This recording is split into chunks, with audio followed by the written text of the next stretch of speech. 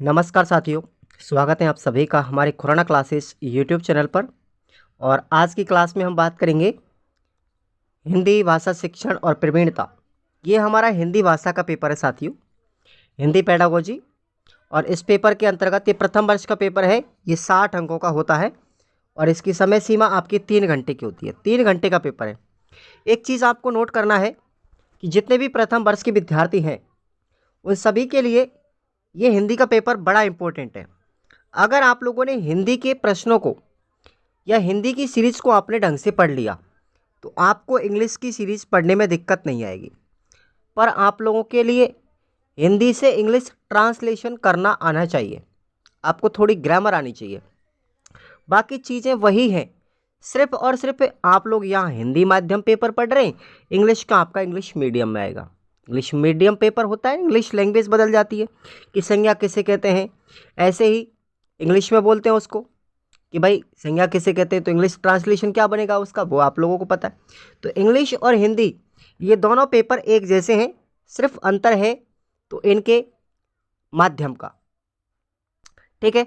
दूसरा फायदा होगा इस पेपर का कि आप लोग हिंदी का जो पेपर यहाँ पढ़ रहे हैं यही कि यही पेपर का जो मटेरियल सेम आपको सेकेंड ईयर में मिलेगा। ध्यान रखना, यही जो हिंदी में आप लोग पढ़ के जाओगे, जिन चीज़ों को फर्स्ट ईयर में हिंदी के पेपर में पढ़ के जाओगे वही चीज़ आप लोगों के लिए एक बार फिर से सेकेंड ईयर में हिंदी के पेपर में देखने को मिलेगी। तो बड़ा दो फायदा है फर्स्ट ईयर के हिंदी के पेपर के, आपको ध्यान रखना है। और चलिए शुरुआत करते हैं अपने पेपर की। पहला क्वेश्चन है आपका, हिंदी भाषा में प्रयोग की जाने वाली लिपि कौन सी है? तो ध्यान रखेंगे ऑप्शन आपका ए राइट हो जाएगा, देवनागरी। कौन सा है? देवनागरी है भाई। उसके बाद अगला क्वेश्चन है आपका, गणतंत्र भारत में हिंदी भाषा को मान्यता दी गई है? तो राष्ट्रीय भाषा के रूप में मान्यता दी गई है, ठीक है, हमारे संविधान में। अगला क्वेश्चन है, ऐसे क्वेश्चन पूछे जा सकते हैं एग्जाम में आपसे, निम्नलिखित शब्दों में से शब्दकोश के क्रम अनुसार कौन सा शब्द सबसे पहले आएगा?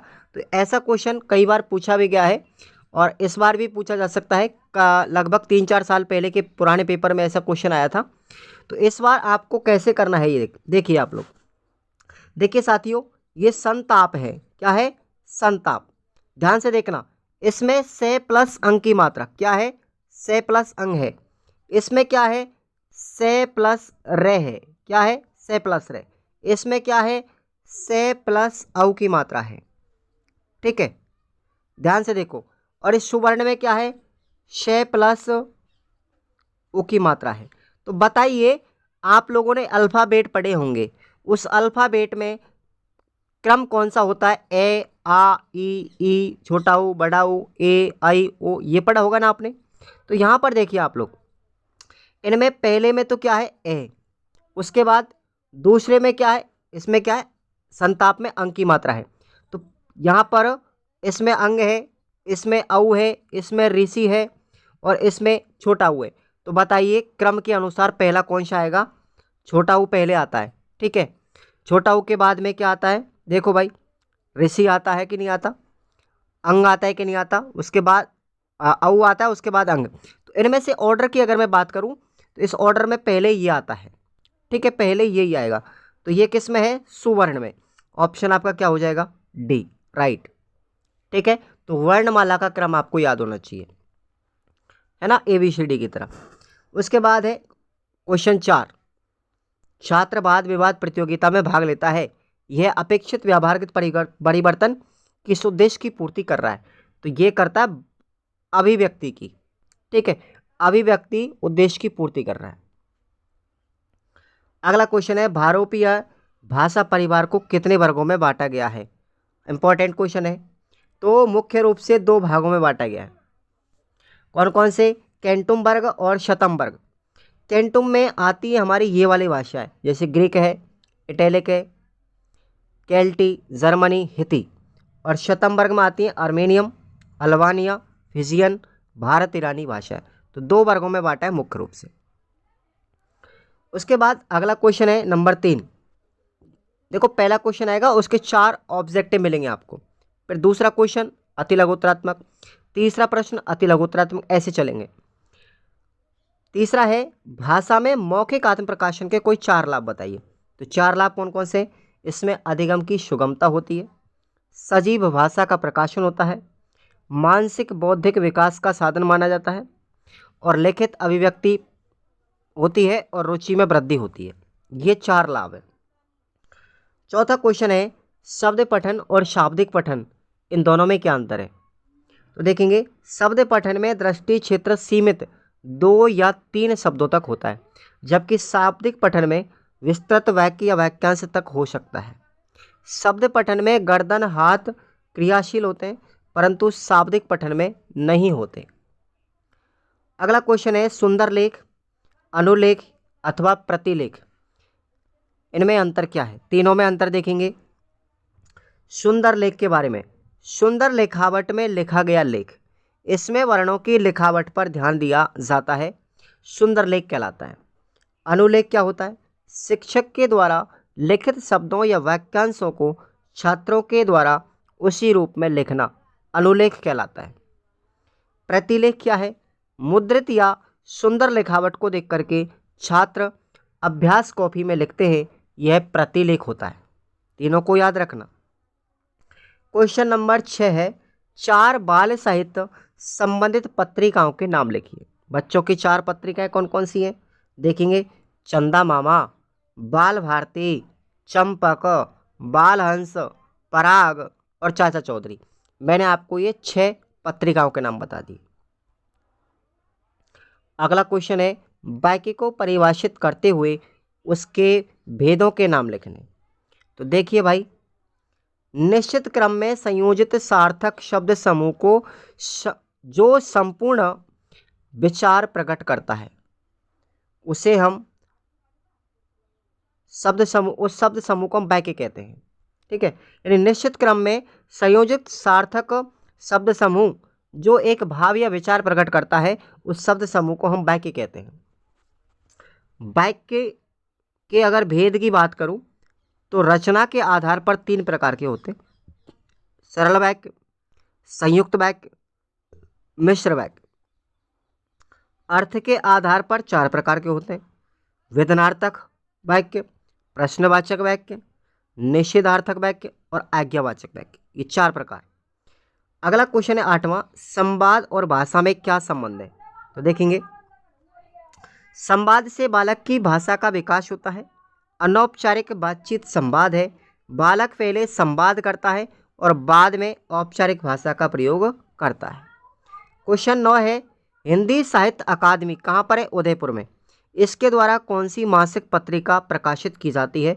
तो ध्यान रखना, मधुमती पत्रिका निकलती है इससे। ये हिंदी साहित्य अकादमी संस्थान उदयपुर में स्थित है। 10वां क्वेश्चन है, मूल्यांकन व आकलन में क्या अंतर है? तो आकलन का उद्देश्य यह जानकारी प्राप्त करना है कि बच्चे ने क्या और कैसे सीखा। सीखने में शिक्षक कहाँ तक मदद करेगा। मूल्यांकन से तात्पर्य क्या है कि क्या बच्चे में अपेक्षित व्यवहारगत परिवर्तन हुए हैं। मूल्यांकन में छात्र की उपलब्धि के स्तर की जानकारी प्राप्त होती है। अगला क्वेश्चन है 11वां, एकांकी व नाटक में मुख्य अंतर क्या है? एकांकी देखिए, एकांकी में सीमित स्थान होता है, कम समय लगता है और कम व्यक्तियों की जरूरत पड़ती है, यानी कम पात्र होते हैं। परंतु नाटक में विस्तृत कथानक होता है, अधिक पात्र होते हैं और दीर्घकाल इसका समय होता है। अगला क्वेश्चन है हमारा 12वां, बोली को परिभाषित करते हुए भाषा और बोली में अंतर। यही प्रश्न आपको सेकेंड ईयर में भी मिलेगा साथियों। तो मैंने आपको कहा ना, बिल्कुल सेकेंड ईयर, ध्यान रखना। ठीक है भाई, सेकेंड ईयर में भी आपके यही की यही क्वेश्चन, यही की यही आपका सिलेबस हिंदी का सेम रहेगा, कोई भी चीज़ें नहीं बदलेंगी। तो बोली की परिभाषा, बोली किसी भाषा के एक ऐसे सीमित क्षेत्रीय रूप को कहते हैं जो ध्वनि रूप, वाक्य गठन, अर्थ, शब्द समूह तथा मुहावरे आदि की दृष्टि से उस भाषा के परिनिष्ठ तथा अन्य क्षेत्रीय रूपों से अलग होती है, किंतु इतना भिन्न नहीं कि अन्य रूपों के बोलने वाले उसे समझ नहीं सके। अब इन दोनों में अंतर देखिए, भाषा और बोली में। भाषा का क्षेत्र अपेक्षाकृत बोली के बड़ा होता है। ठीक है, भाषा का क्षेत्र बड़ा होगा और बोली का क्षेत्र छोटा। भाषा के अंतर्गत कई प्रकार की बोलियां बोली जाती हैं। भाषा बोली के अंतर्गत नहीं होती। बोली भाषा से उत्पन्न होती है, इसलिए भाषा और बोली में माँ बेटी का संबंध है। भाषा क्या है? माँ है, और माँ से उत्पन्न क्या होती है? बोली, तो ये बेटी है। जन साधारण के द्वारा बोले जाने वाली भाषा बोली कहलाती है, और जब इसी बोली का उपयोग हम व्याकरणिक दृष्टि से करते हैं या उसको परिमार्जित या शुद्ध कर देते हैं, तब वह भाषा का रूप ले लेती है, उसे भाषा कहते हैं। फिर अथवा में आपको क्वेश्चन याद रखना है, केंद्रीय हिंदी निदेशालय का हिंदी भाषा के मानकीकरण व प्रसार में क्या योगदान है? यानी कि केंद्रीय हिंदी निदेशालय के बारे में आपको टिप्पणी लिखनी है। क्वेश्चन नंबर 13वां है कि प्राथमिक स्तर पर आकलन करते समय किन किन बिंदुओं को ध्यान में रखा जाना चाहिए? तो देखेंगे, आकलन डर तथा भय पैदा करने वाला नहीं होना चाहिए। दूसरा है, आकलन की प्रक्रिया में बच्चों की मौलिकता, कल्पनाशीलता एवं सृजनशीलता के पर्याप्त अवसर उपलब्ध होने चाहिए। प्रत्येक गतिविधि में हर एक बच्चे की सहभागिता हो। विशेष आवश्यकता वाले बच्चों का आकलन उनकी क्षमता और सीमाओं को ध्यान में रखकर किया जाना चाहिए। प्रत्येक बच्चे की प्रगति का ब्यौरा रखा जाए और उसे बच्चों, शिक्षकों और अभिभावकों के साथ साझा किया जाए। अथवा में आपको क्वेश्चन याद रखना है, द्वितीय भाषा के रूप में हिंदी की क्या क्या समस्याएं हो सकती हैं? यानी द्वितीय भाषा के रूप में हिंदी की क्या क्या समस्याएं हो सकती हैं? इंपॉर्टेंट क्वेश्चन है। अगला क्वेश्चन देखेंगे आप लोग 14वां, मौखिक अभिव्यक्ति शिक्षण के उद्देश्य लिखिए। तो पहला उद्देश्य है शिक्षार्थी शुद्ध, स्पष्ट, स्वाभाविक एवं प्रभावयुक्त वाणी में वार्तालाप एवं भाषण की क्षमता अर्जित कर सकेंगे। भाव अनुकूल आरोह अवरोह, बल एवं अनुतान का ध्यान रखते हुए मौखिक अभिव्यक्ति कर सकेंगे। तीसरा है, मानक भाषा में सहज भाषा से अपनी बात प्रस्तुत कर सकेंगे। चौथा है, उचित एवं अवसर अनुकूल भाषा शैली का प्रयोग कर सकेंगे तथा आत्मविश्वास एवं अपेक्षित हाव भाव सहित बोलने में निपुण हो सकेंगे। अब आपको फिर से अथवा में क्वेश्चन याद रखना है, अभिव्यक्ति का जीवन में क्या महत्व है? लो भाई, अगला क्वेश्चन ये है। नेक्स्ट आता है 15वां, पठन और वाचन में क्या अंतर है? पढ़ने में और बोलने में क्या अंतर है? वाचन के विभिन्न तत्वों को लिखिए। तो सबसे पहले मैं अंतर बता रहा हूँ आपको। वाचन पठन की पहली सीढ़ी है। वाचन के बाद ही पठन कौशल का विकास होगा। पहले बोलना सीखेगा तभी तो पढ़ना सीखेगा। लिपि प्रतीकों को पहचान करके उनको जोर जोर से इस प्रकार बोले कि श्रोता उसका आनंद ले सके, और यही वाचन कहलाता है। परंतु पठन में वाक्यों और अनुच्छेदों का अर्थ ग्रहण, आशय, बोध दोनों शामिल चीज़ होती है। उसके बाद है वाचन के तत्व। पहला तत्व देखेंगे, ध्वनि के प्रतीक वर्णों को देखकर पहचानना। अगला तत्व है कि वर्णों के प्रयोग से शब्दों का निर्माण करना। नंबर 3, शब्दों को उचित सोपान में बांटकर उचित गति से उच्चारित करना। नंबर 4, वाक्य को सार्थक इकाइयों में बांटकर पढ़ना। नंबर 5, संदर्भ के अनुसार शब्दों का भाव ग्रहण करना। नंबर 6, निश्चयात्मकता, बुद्धि से पठित सामग्री पर अपना मंतव्य स्थिर करना। अथवा में आपको क्वेश्चन याद रखने दो वाले, ध्यान रखना, दोनों याद रखने हैं। पठन की क्रिया के विभिन्न घटक कौन कौन से हैं? एक क्वेश्चन तो ये है, और दूसरा है कि लोकगीतों की विशेषता लिखिए। ये दोनों एक क्वेश्चन अच्छे हैं साथियों, आ सकते हैं। अगला क्वेश्चन है आपका कि 16वां नंबर, मौखिक अभिव्यक्ति के विकास के लिए भाषा शिक्षक को क्या करना चाहिए? तो क्या करना चाहिए? सबसे पहले तो उसको अनौपचारिक क्रियाएं करनी है। कौन कौन सी? कक्षा में तथा कक्षा के बाहर भाषा शिक्षक तथा विद्यार्थियों के बीच औपचारिक लेकिन रोचक बातचीत से छोटे बच्चों की झिझक खुल जाती है तथा उसमें विश्वास पैदा होता है। दूसरा काम करेंगे कहानी कथन करके। कहानी कथन के माध्यम से शिक्षार्थियों को मौखिक अभिव्यक्ति को विकसित किया जा सकता है। भाषा शिक्षक प्राथमिक स्तर पर छोटे बच्चों को कक्षा में कहानी एवं घटनाओं के रोचक विवरण प्रस्तुत कर सकता है। तीसरा काम करेंगे घटना के बारे में बताकर।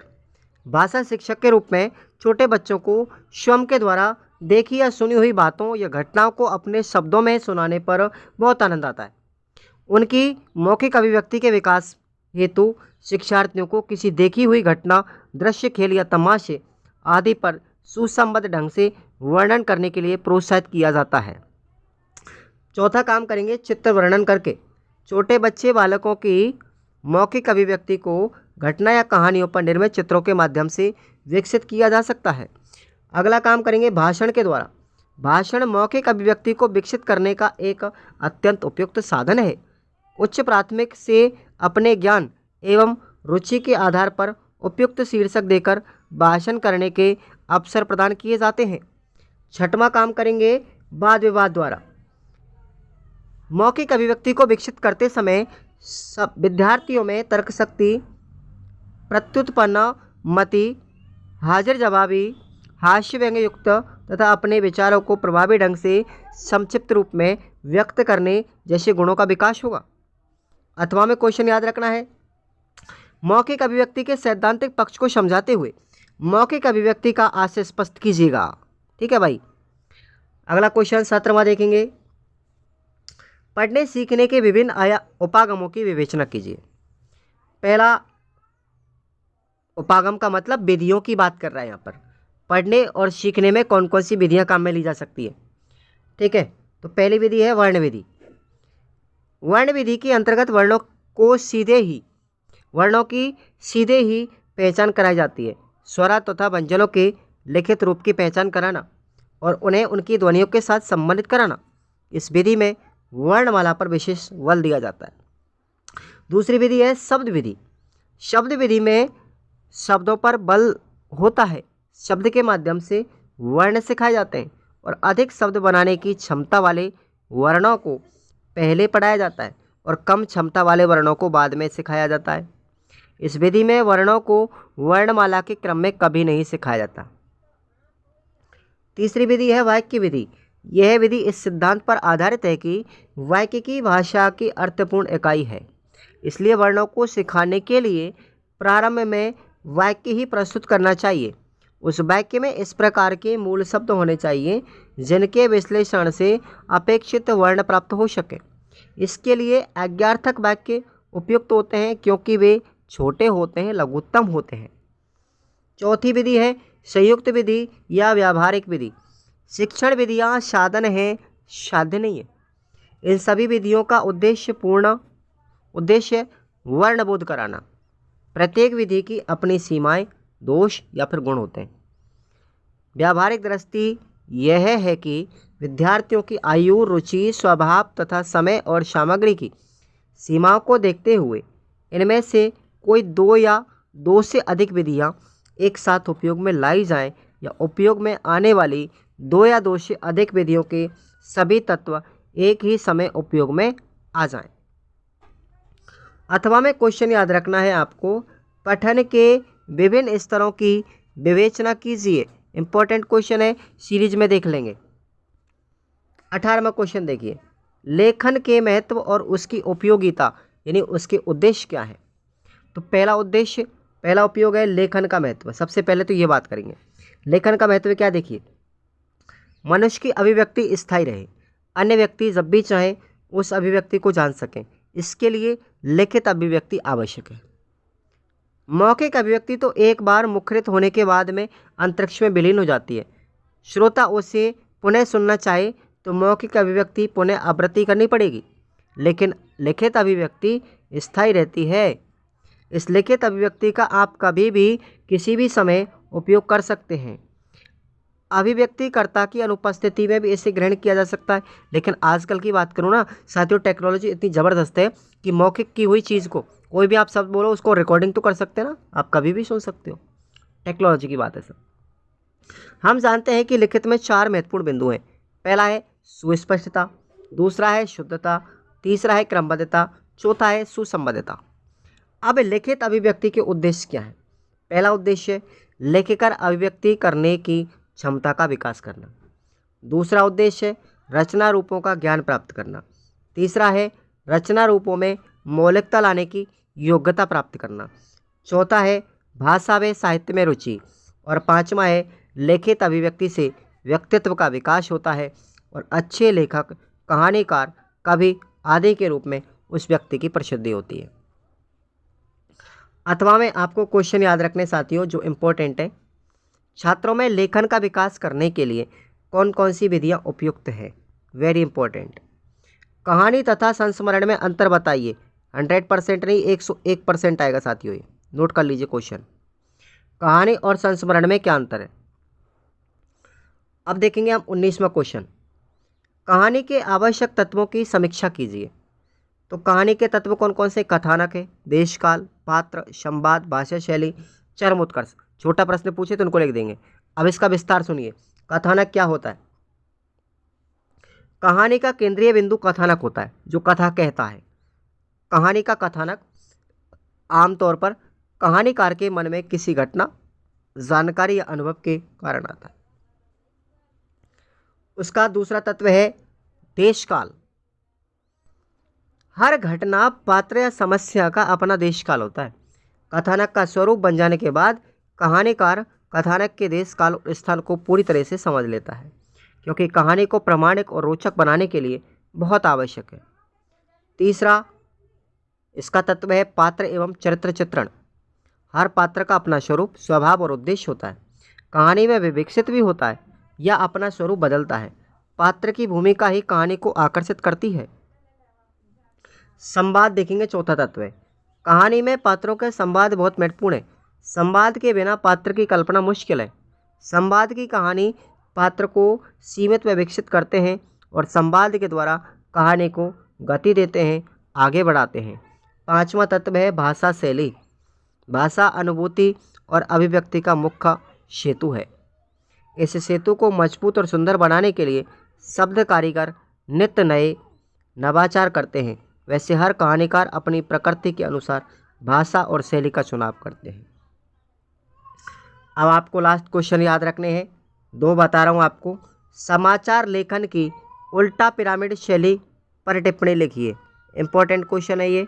विशेषण की परिभाषा देते हुए इसके प्रकारों का उदाहरण सहित समझाइए। ये ग्रामर का क्वेश्चन है लास्ट यूनिट का, तो आप सबको याद रखना है। चलिए, आपने आज का टेस्ट पढ़ा। Thank you so much.